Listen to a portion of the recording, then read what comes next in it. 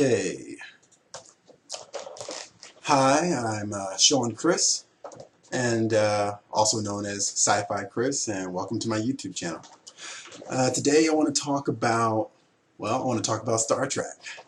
The latest Star Treks. Are they ruining just the ideal of Star Trek?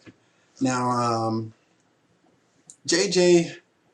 Abrams. A lot of people either love him or they hate him. I have mixed feelings about him. I'm not going to say that he is a bad director, um, but I will say that there's a certain thing that he definitely does, which I give him points for, which I can just say he is definitely a talented director in this sense. He can take almost anything and make it entertaining, at least. He can do that. Whether he fully understands what the story is or whatever, I believe he has the ability to take just about anything, whether it be good or crap, and make it entertaining for the box office. Having said that, I don't think he should be directing the latest Star Trek installations. Now, don't get me wrong, when I saw 2009 Star Trek, I was entertained. I was very entertained. But like I said, that's what his strong suit is to entertain, with no regard more so to the story. He does keep a lot of elements in there, which I don't think he has a choice in the first place. But he does. But overall, I think he might be destroying Star Trek, the image of Star Trek, what made Star Trek great. But on his directing style, like I said, he can make entertaining films. He always makes entertaining films. That's why I think he's had such great success. He can make anything look good on the big screen, and I have to give him credit when credit's due. I try to give everyone the benefit of the doubt, and try to say their strong points and their weak points. But I still think he shouldn't be directing the Star Trek films. He should not be directing the Star Trek films at all. I will say some good things that he has done. He's very good at getting good bad guys. Nero, Khan, of course, is, well, Khan. But I mean, as far as actors that bring a certain presence to the screen, he has a good eye for finding great bad guys that can really give it their all. And I have to give him credit on that. I have to give him credit because that is not easy. You know, it's not easy. Having said that, I don't understand why most of his films don't bring a level of the same level of presence for the heroes, in particular for Star Trek. Now, I respect all those actors, but they're not the type of actors that work well for creating that environment of Star Trek. If you look at all the past captains on the television series and the old movies, you know, Captain Picard, the original Captain Kirk, played by William Shatner, Captain Benjamin Sisko, Captain Catherine Janeway. They all brought a certain level of presence where you knew they were in charge. There was no doubt in your mind, like, this person is in charge. They brought that level of professionalism, and they were comfortable. You felt they were comfortable. The moment you watch them, you like to just watch them just be in charge because you knew they had things under control. No matter how difficult, whether they knew the right answer or not, you know, you knew that they didn't have any doubts about what they were doing. And that is a big element to what made Star Trek so very important, was the captain. Chris Pine represents, I believe, today's generation. But when it comes to Star Trek, we're not representing today's generation, we're representing the future, you know, and Star Trek was built upon that level of confidence for that captain position. So I find it weird that they chose Chris Pine. He's a decent actor. I've seen him in a few other films. He's fairly decent.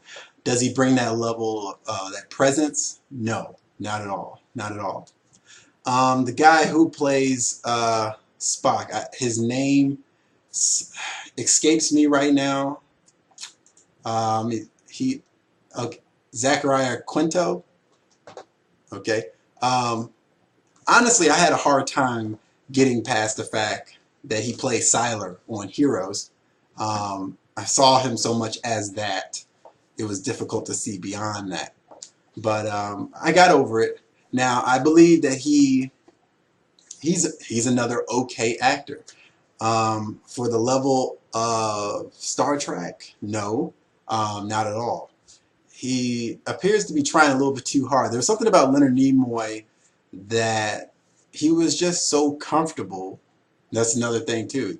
He was comfortable. He was just so comfortable playing Spock. I think that is the element that's missing.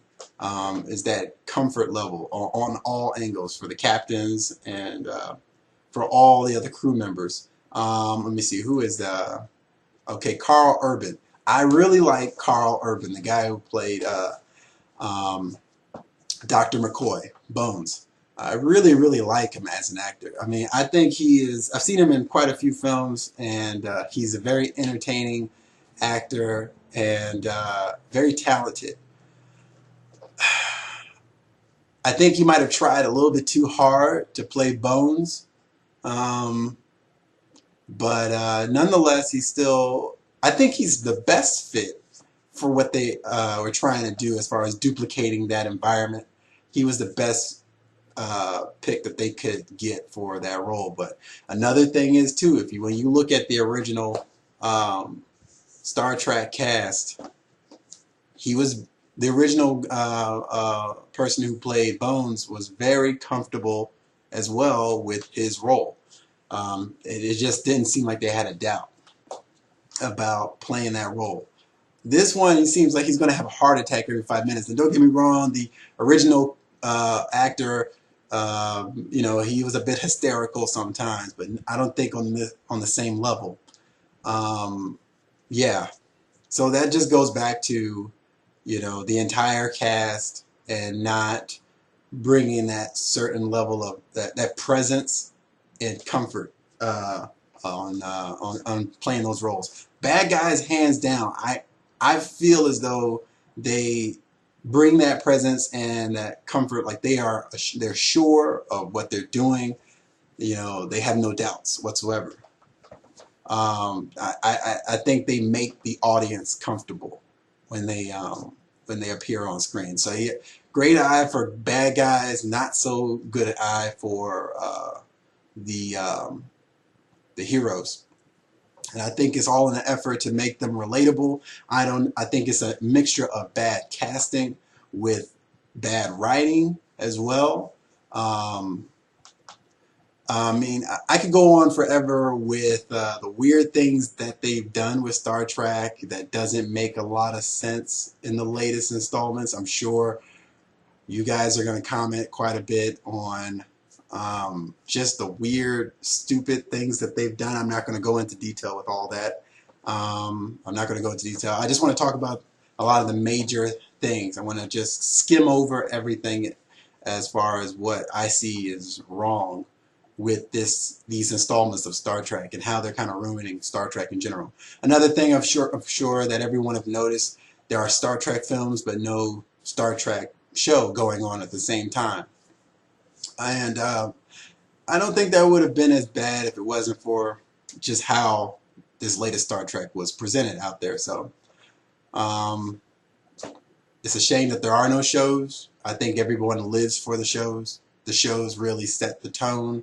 And up until now, the shows really dictated how the films were going to be. And they had a respect, that connectivity between the show and the films. And it was nice while it lasted. I think, let's see what else I wanted to cover.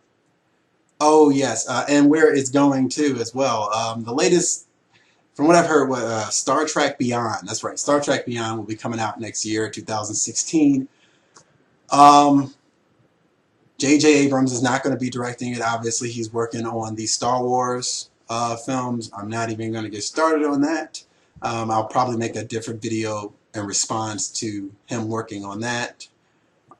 Not to say it's going to be horrible, because I believe Star Wars is a very different beast altogether. Star Trek is very much so more grounded, I believe, and it just, Star Trek has it's more grounded in reality on what is possible. Star Wars is a bit out there. It's very cool. So I think it works probably for J.J. Abrams. But Star Trek is there's so many different elements that are grounded more so, that bring a certain level of professionalism, and then the morality of it all. And it's just so much better in my opinion. I lean more so towards Star Trek than I will ever lean towards Star Wars. I love Star Wars, but I will always lean towards Star Trek. I'm getting off topic. So Star Trek Beyond. Star Trek Beyond apparently is going to have a new director. I forget his name. Let me see. His name was Justin. Horrible with names. Give me a minute. Give me just a second. Star Trek Beyond. From what I know of, he became famous off of doing some indie films.